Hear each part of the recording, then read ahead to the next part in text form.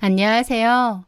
저는 어린 딸을 키우며 개인 프리랜서로 일하고 있는 30대 후반의 여자입니다. 짧다면 짧은 결혼 생활을 끝내고 지금은 부모님과 함께 뉴질랜드에서 지내고 있습니다. 이곳의 푸른 초원 위에서 아이와 함께 평화로운 나날을 보내고 있자면 과거의 그 속 시끄러운 일들이 다 전생처럼 느껴지기도 하네요. 이런 평화를 얻기 위해 저는 제 인생의 가장 큰 폭풍을 온몸으로 맞아야 했습니다. 원래 저는 성격이 해맑고 낙천적이라는 이야기를 많이 들었습니다. 살면서 크게 부딪히거나 상처받을 일이 잘 없었기 때문이죠. 대학교 졸업하고 항공사 승무원으로 일을 했고 퇴사 후에는 모바일 쇼호스트 일을 했었습니다. 승무원 일을 할 때도 방송을 할 때도 저의 긍정적인 에너지가 좋다는 칭찬을 많이 들었어요. 세상은 저에게 따뜻하고 밝은 곳이라고 생각했고 사람 만나는 것도 좋아했죠. 하지만 결혼 생활을 하면서 세상 사람들이 다 나 같지는 않구나. 세상에는 내가 이해할 수 없는 별의별 사람들이 다 존재하는구나. 정말 못돼 처먹은 인간도 많구나. 아주 뼈저리게 깨닫게 되었습니다. 저희 부모님은 정년퇴직을 하시면서 뉴질랜드로 이민을 가셨어요. 거기에 큰오빠가 사는데 부모님도 그리로 아예 이민을 결정하신 거죠. 그러면서 원래 저랑 같이 살던 2층짜리 단독주택은 저에게 증여를 해주고 가셨습니다. 부모님이 안 계신 집에서 저는 혼자 살았죠.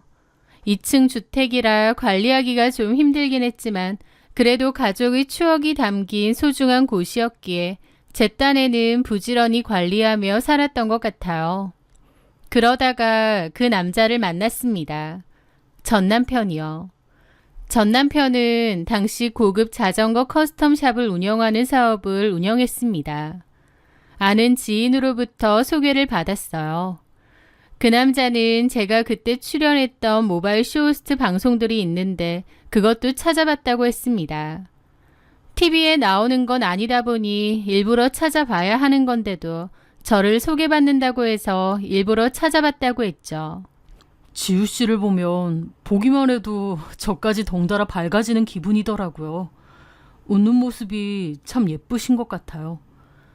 그는 자기도 저처럼 자신만의 브랜드를 만들어가는 사람이라며 저와 공감대를 형성하려 애썼습니다. 저에게 잘 보이려고 노력하는 그의 모습이 귀여웠고 호감이 느껴졌어요. 그리고 저 역시도 그의 열정적인 모습에 끌렸고요. 그렇게 1년 남짓 만나다가 혼전 임신을 하게 되었고 결혼을 약속했습니다. 임신 5개월 차에 결혼을 했으니 결혼하고 반년 만에 아이도 출산했죠. 그때까지만 해도 다 좋았습니다. 서로의 부족한 점을 보완하는 한 쌍의 멋진 커플이 될 수 있을 줄 알았어요. 그런데 결혼하고 보니 제 생각과 다른 게 상당히 많더군요. 일단 잘 나가는 줄 알았던 그의 사업이 사실 어려운 상황이라는 걸 알게 되었습니다. 남편은 좀 무리해서 사업을 확장하기도 했는데 그게 잘 안 됐던 거죠. 저한테는 괜찮다, 금방 해결될 거다 라고 큰 소리 쳤지만 전혀 아니었습니다. 상황은 점점 나빠져만 갔죠. 결국 결혼하고 1년이 지났을 무렵 사업을 정리하게 되었습니다. 그런데 그것보다 더 충격적인 건 그 1년 동안 어떻게든 사업을 다시 일으켜보려 했던 남편이 거액의 빚을 졌다는 거였습니다. 저한테는 말도 안 하고요. 그 빚은 시부모님이 사시던 아파트를 담보로 잡은 대출이었습니다. 이미 빚 남기고 사업 정리하고 나서야 저한테 고백을 했던 거죠. 자기 딴에는 저 걱정 안 시키고 알아서 해결해 보려 했는데 그게 안 됐다며 얘기를 하더라고요. 게다가 더 큰 문제는요. 남편이 그 빚을 감당하지 못했고 결국 시부모님과 신우들이 살던 시댁집이 경매로 넘어가게 되었다는 거였습니다. 남편은 너무 힘들어했고 자기 식구들을 다 내쫓게 만들었다면서 발을 동동 굴렸죠.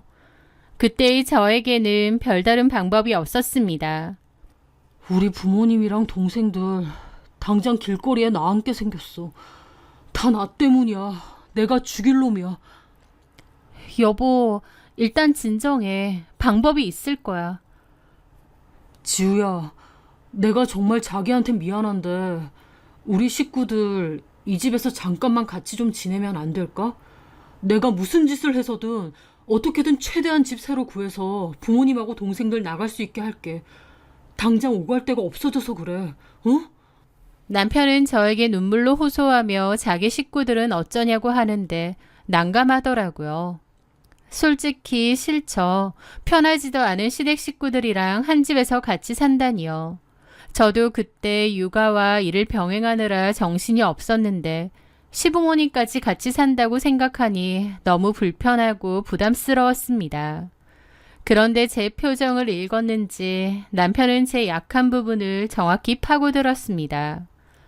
그리고 이건 우리를 위해서도 나쁘지 않은 선택이야. 자기 일 더 하고 싶어 하잖아. 일 욕심도 많고. 우리 부모님 오시면 당신도 더 이상 애 봐줄 사람 걱정 안 하고 마음 편하게 일에만 집중할 수 있을 거 아니야.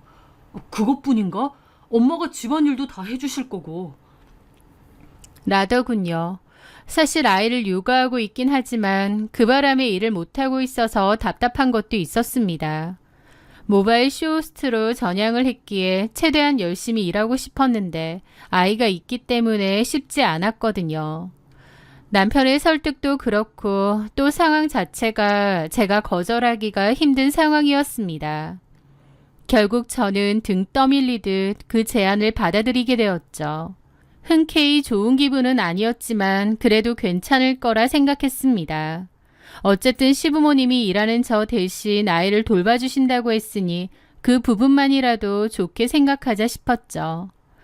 그렇게 시댁 식구들이 저희 집으로 오게 되었는데요.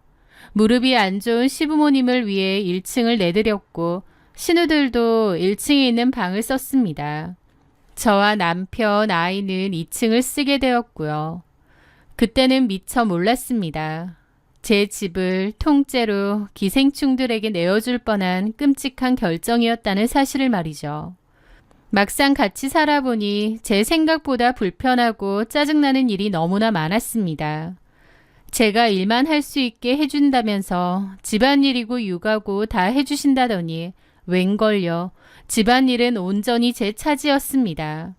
그리고 오히려 식구들이 늘어나니 해야 할 일만 산더미처럼 더 불어난 거죠.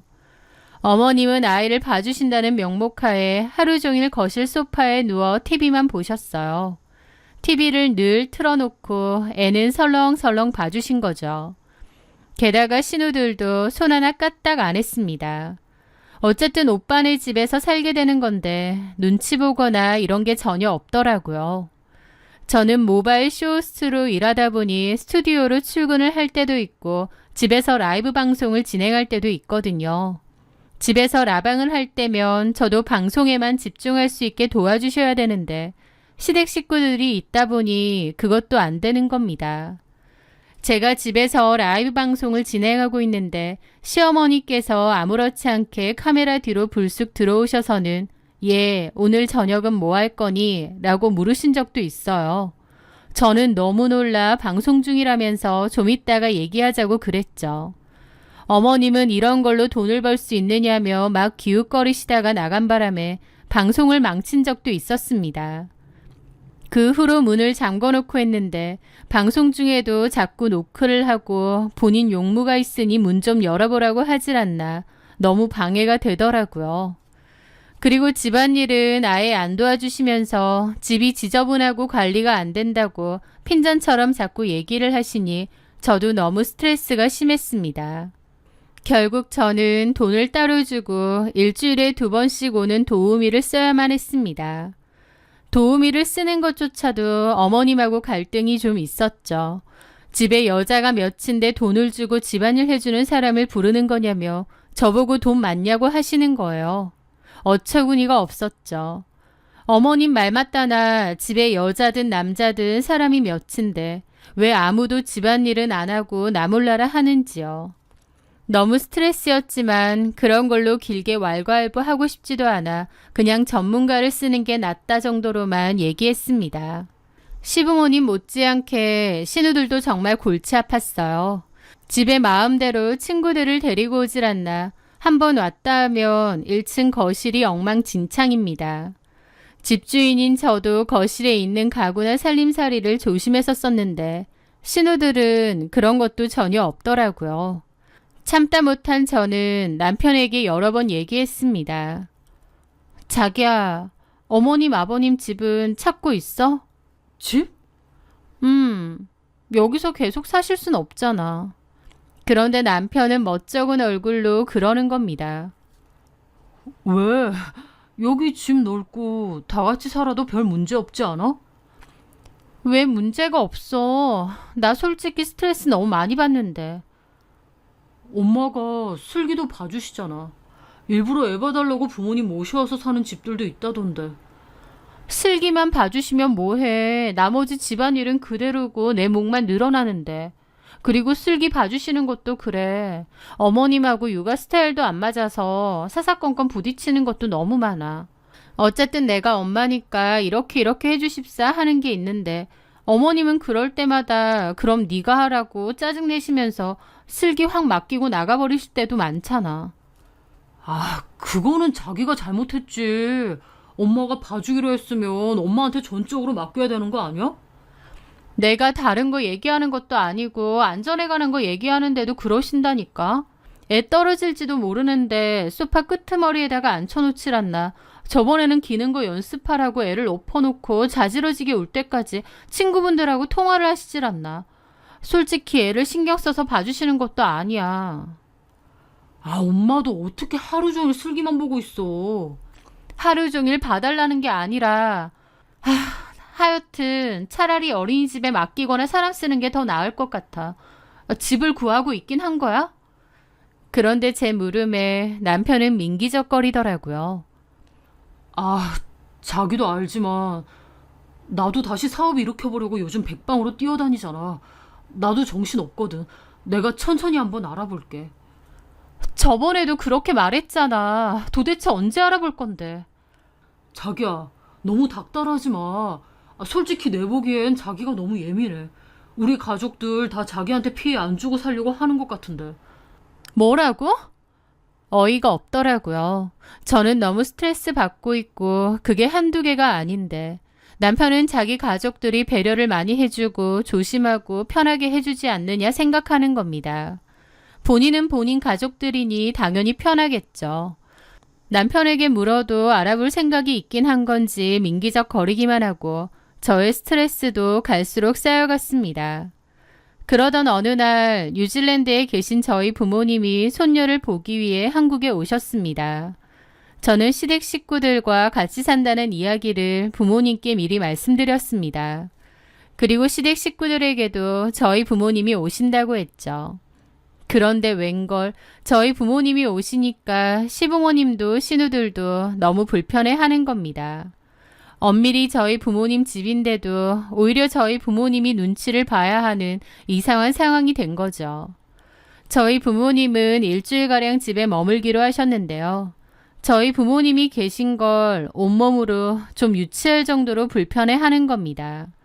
식사 시간이 되어도 방에서 나오지 않거나 지나가며 마주쳐도 인사를 하는 둥 마는 둥 마치 저희 부모님을 원치 않는 불청객이라도 대하는 듯한 태도였습니다. 저희 부모님도 좀 황당해 보이셨고요. 저는 저희 부모님께 너무 죄송했습니다. 부모님이 저 편하게 살라고 증여해주고 가신 집이었기에 시댁 식구들 같이 산다고 했을 때 걱정을 많이 하셨거든요. 그런데 제가 괜찮다고 사정이 여의치 않아서 잠깐만 지내시다 갈 거라고 말씀드렸었어요. 그러면서 시부모님도 다 많이 도와주시고 배려도 많이 해주시고 신우들도 다 착하다고 말씀드렸었죠. 부모님 걱정하실까봐 제 딴에는 좋게 얘기했던 거고 저희 부모님도 그러느냐며 한시름 놓는다고 하셨는데 막상 직접 와서 지내보니 그게 아니라는 걸 다 아신 거죠. 저희 엄마는 저보고 같이 사는 거 괜찮으냐 계속 걱정하셨고 저는 괜찮다고 장서방이 집 알아본다고 했으니 알아보고 금방 나가실 거라고 말씀드렸습니다. 그런데 며칠 뒤 거실에 모여 있었습니다. 그런데 어머님이 그러시는 거예요. 근데 사돈 어른들은 언제 돌아가신대니? 일주일에서 보름 정도 있다 가실 생각으로 오셨어요. 보름씩이나? 세상에, 우리 민지랑 민정이도 너무 부담스러워 하는데. 민지랑 민정이는 신우들 이름입니다. 저는 좀 어이가 없어서 그랬죠. 아가씨들이 불편해한다고요? 안 그렇겠니? 다 큰 여자애들인데 집에 잘 모르는 어른들이 둘이나 더 있고 집에 있기 당연히 불편하지. 라는데 어처구니가 없는 겁니다. 그 순간 이 집이 저희 부모님 집이나 제 집이 아니라 시부모님 집인 줄 착각할 뻔했어요. 그래서 어이가 없는데 어머님이 또 그러시는 겁니다. 아무리 딸네 집이라고 해도 너무 오래 계시는 거 아닌가? 아무리 집이 2층 집이라고 해도 같이 지내기엔 좀 피좁기도 하고 사돈 어르신들도 불편하시지 않나? 그러는 겁니다. 기가 막힌 상황이죠. 객식구로서 얹혀있는 건 자기들이면서 집주인인 저희 부모님을 불편해하고 눈치를 주는 그야말로 주객이 전도된 상황이었으니까요. 저는 너무 황당해서 한 소리 하려는데 마침 주방에 있던 엄마가 그 얘기를 들으셨는지 나오셨습니다. 웬만해선 화를 내지 않으시는 저희 엄마지만 기분이 상하셨는지 어머님을 보며 웃으며 말씀하시더군요. 사부인께서는 저희가 있어서 좀 불편하신가 봐요. 어머, 거기 계셨어요? 인기척이라도 좀 하시지. 저희가 불편하다기보다 사돈 어르신들께서 불편하실까 봐. 저희가 불편할 게 있나요? 이 집에서 30년 넘게 살았는데요. 오히려 타지 생활하다가 집에 돌아오니까 아주 편하죠. 엄마가 일부러 저렇게 말하시더라고요. 누가 집주인인지 확실히 하시려는 것 같았습니다. 그 말에 어머님 표정이 확 굳더라고요. 사부인이야말로 이 집에서 지내시는데 불편함은 없으시죠? 예, 다행이네요. 불편한 게 없으시다니. 지내시는 동안만큼은 편하게 지내세요. 어차피 장서방이 집 알아본다고 했으니 곧 나가실 거 아니에요. 지내시는 동안 저희 딸이 공연히 눈치 주는 일은 없게 제가 잘 얘기해 놓겠습니다. 저희 엄마의 뼈 있는 농담에 어머님은 표정이 완전 굳어서는 대답도 하는 둥 마는 둥 굳어 있으시더군요. 그 모습이 어찌나 통쾌하면서도 한편으론 서글픈 겁니다. 저희 부모님도 저렇게 말씀하시는 성격 아닌데 오죽하시면 저렇게 말하실까 싶고 괜히 이런 상황을 제가 만든 것 같아서 부모님께 죄송하고 그랬죠. 시부모님은 저희 부모님 얘기 이후로 표정 내내 안 좋아서 방 밖으로도 안 나오고 그러시더라고요. 저는 참다 못해 남편에게도 통보를 했습니다. 시부모님 지내실 집 알아보라고요. 그랬더니 남편이 사실 구할 돈이 없다느니 그제서야 헛소리를 하더라고요. 그때 부모님 집 구해드릴 돈 정도는 있다고 하지 않았느냐 하니까 급해서 한 말인데 사실은 없다고 배째라는 식인 거예요. 남편의 그런 태도에 저도 정이 막 떨어지더라고요. 이런 대책 없는 인간이었나 싶기도 하고요. 그리고 저희 부모님이 다시 뉴질랜드로 돌아가시고 얼마 안 됐을 때였습니다.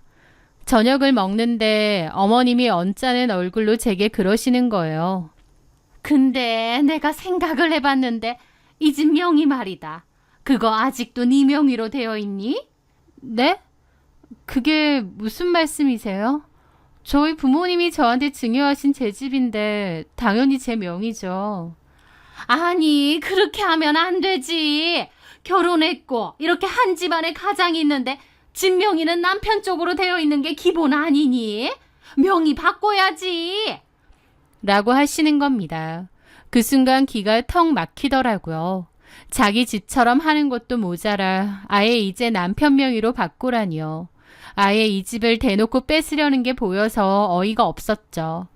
저는 이런 말도 안 되는 소리에 남편도 합의한 건가 싶어서 쳐다봤는데 남편은 모르는 척 밥만 먹고 있더라고요. 아버님까지 한술 더 뜨셨습니다. 네 어머니 말이 맞다. 집이 와이프 이름으로 되어 있으면 가장 위신이 서겠어? 저는 이 사람들이 단체로 어떻게 됐나 싶었습니다. 그래서 수저를 내려놓고 분명히 말씀을 드렸죠. 아버님, 어머님, 이 집은 저희 부모님이 저한테 주신 제 집입니다. 명의를 바꿀 이유가 전혀 없습니다. 그런 말씀 하지 마세요. 저는 그렇게 단호하게 말했더니 식탁에 둘러앉은 그 집 식구들이 저 하나를 놔두고 큰 소리를 내며 몰아세우는 겁니다. 호의가 계속되면 권리인 줄 안다더니 시댁 식구들이 딱 그 짝이었습니다. 저도 화가 나 자리에서 일어났죠. 못 들으셨어요? 그렇게는 못하겠습니다. 그렇게 해야 할 이유도 없고요. 너 이게 뭐 하는 태도야? 시부모 알기를 개똥으로 하네? 남편은 제 팔을 잡더니 올라오라고 하더라고요. 그렇게 방으로 올라가 남편과 크게 다퉜습니다. 내려가서 부모님께 사과드려. 내가 왜 사과를 해? 당신도 이 집 명의를 당신한테 해줘야 한다고 생각해? 엄마가 솔직히 저런 말 왜 하시겠어. 네가 돈 좀 번다고 우리 가족 무시하니까 엄마가 저러시는 거 아니야. 무슨 말도 안 되는 소리야. 내 핑계 작작대. 지금 너나 너네 가족들 내 집 뺏으려고 하는 거 누가 모를 줄 알아? 뭐라고? 나 진짜 못 해먹겠다. 더 이상은 못 참아. 너랑 결혼했다는 이유로 참았는데 이제 참을 이유가 없네. 집 구해서 나간다고 하더니 나갈 생각도 애초에 없었지. 이대로 눌러앉을 생각이었지. 나한테 집 뺏을 생각이었지. 야, 누굴 거지로 알아. 와, 진짜. 제 말에 남편은 할 말이 없는지 얼굴만 빨개져서 씩씩대더군요. 저는 그 싸움으로 이 결혼은 돌이킬 수 없다고 판단했습니다. 남편에게 정도 다 떨어지고요. 똑똑히 들어. 이 집, 우리 부모님이 나한테 주신 내 집이야. 나 참을 만큼 참았고 더 이상은 안 참아. 당신이랑 당신 가족들 이 집에서 나가. 뭐? 너 이렇게 나온다 이거지? 뭐 갈라서자 이거야? 나 지금 그럴 작정이야. 이번 달 말까지 다 정리해서 나가. 그날까지 안 나가면 바로 이혼 소송 진행할 거야. 그리고 당신 식구들 전부 퇴거 불응 소송까지 걸어서 끌려나가게 만들 거야. 제 단호한 태도에 남편은 그제야 당황한 얼굴이더라고요. 여태까진 제가 좋게 좋게 넘어가 줬더니 사람을 아주 우습게 봤나 보더라고요. 그날 이후 저희 집은 그야말로 냉전 상태였습니다.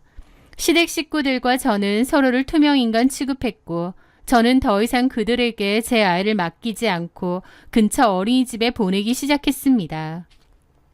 제 집에서 저는 완벽한 이방인이 된 거지만 불편하지 않았습니다. 그리고 정말 약속된 날짜가 오면 쫓아내 버릴 생각이었어요. 이혼 생각도 하고요. 그렇게 약속한 날짜가 다가오던 어느 날 저녁이었습니다. 어머님께서 제 방으로 찾아오셨습니다.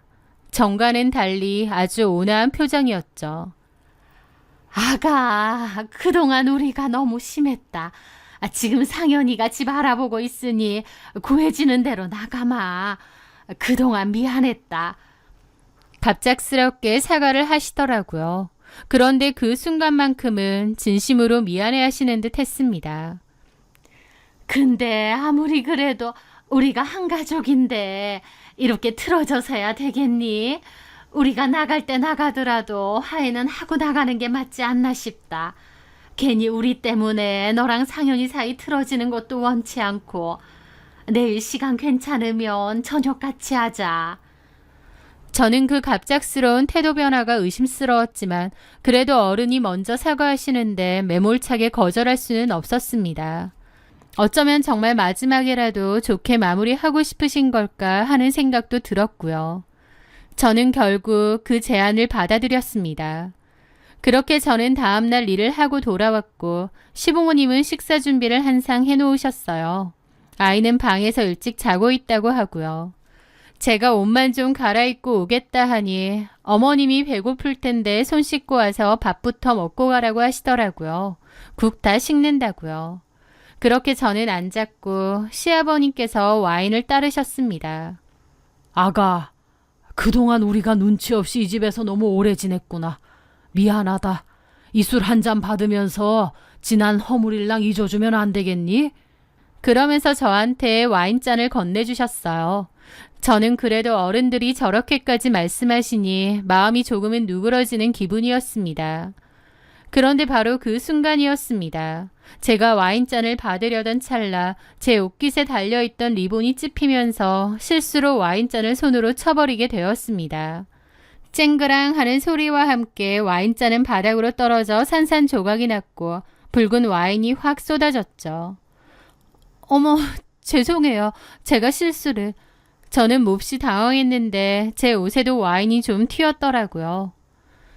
죄송해요. 잠시만요. 저는 화장실로 일단 갔습니다. 이미 붉게 물들어버려 소용이 없었습니다. 심하게 물든 건 아니지만 그래도 어차피 집이니까 2층 제 방으로 올라가 옷을 갈아입고 나오기로 했습니다. 그렇게 조용히 나와서 계단을 올라가려다가 무심코 1층 주방 쪽을 내려다 보았을 때였습니다. 주방에서 어머님이 무언가 급하게 하고 있는 모습이 보이는 거예요. 등을 보이고 서 계셔서 처음에는 뭘 하시는지 몰랐는데 자세히 보니 시어머니는 찬장에서 새 와인잔과 약포지 하나를 꺼내 들고는 와인잔에 툭툭 털어 넣는 겁니다. 그걸 보는 순간 온몸에 피가 얼어붙는 것 같았죠. 어머님은 제가 나온지 모르시는지 화장실 쪽을 살짝 보더니 행주로 와인잔 안쪽 벽에 묻은 가루자국까지 꼼꼼하게 닦아내고 있었습니다.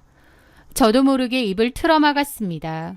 저건 틀림없는 약이었습니다. 뭔지는 몰라도 저 몰래 약을 먹이려는 거였죠. 저는 일단 소리 없이 2층 제 방으로 달려가 문을 닫았습니다. 손이 덜덜 떨려 옷을 갈아입을 수도 없었습니다. 저 사람들이 나한테 뭘 먹이려고 하는 거지? 소름이 쫙 돋으면서 여기서 벗어나야 한다는 생각은 드는데 공포심에 머리가 정지된 것처럼 아무 생각도 나지 않았습니다. 저는 어쩌지 고민하다가 급하게 핸드폰을 들었어요. 그런데 그때 신우가 노크를 하더군요. 새언니, 옷 갈아입고 있어요? 다들 기다리는데. 저는 그 목소리에 정신이 번쩍 들었습니다. 저는 심호흡을 한번 하고 최대한 아무렇지 않은 표정을 지으려 애쓰며 옷을 갈아입었습니다. 그리고 태어난 척 다시 1층으로 내려갔습니다. 제가 자리에 앉자 시아버님께서 바로 그 새 와인잔을 제 앞으로 내밀었습니다. 아주 인자한 미소를 지으면서요. 자, 우리 며느리 옷도 갈아입었으니 이제 정말 우리 다 하야하는 기념으로 한잔하자. 저는 제 앞에 놓인 그 와인잔을 가만히 내려다보았습니다. 붉은 와인 속에 저를 해치려는 그들의 시커먼 속내가 비치는 것 같았습니다. 저는 와인을 마시는 척하면서 사실은 입술에 잔을 슬쩍 대기만 하고 마시지는 않았습니다. 그 짧은 순간에도 맞은편에 앉은 어머님이 제가 술을 마시는지 안 마시는지 유심히 살피고 있다는 것이 느껴졌죠. 제가 잔을 내려놓자 아니나 다를까 어머님이 물었습니다. 왜 안 마시니, 아가? 그 순간 저도 모르게 기지를 발휘해서 그랬죠. 와인에서 약간 상한 냄새가 나는 것 같아서요.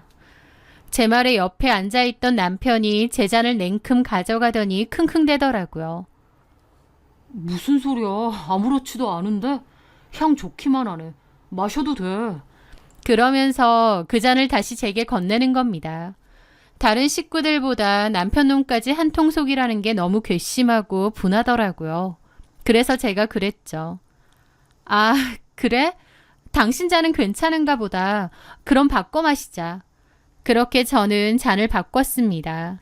그 순간 시댁 식구들의 얼굴이 전부 굳어지는 것을 보았습니다. 시어머니와 시아버지가 서로 눈빛을 교환했고 남편은 당황하더라고요. 그게 얼마나 어이가 없던지요. 안 마셔? 아니, 나는 갑자기 속이 좀 안 좋아서. 그 모습에 제가 그랬죠. 방금 전까지 향 좋다면서 왜? 못 마시겠어? 이 와인에 뭐 문제라도 있어? 화가 나서 따졌지만 한편으론 그 순간이 너무 공포기도 했습니다. 그곳에는 제 편이 단 한 명도 없었으니까요. 저는 끝장을 보자 싶어 자리에서 일어나 주방으로 향했습니다. 목이 마르네요. 물 좀 마시고 올게요.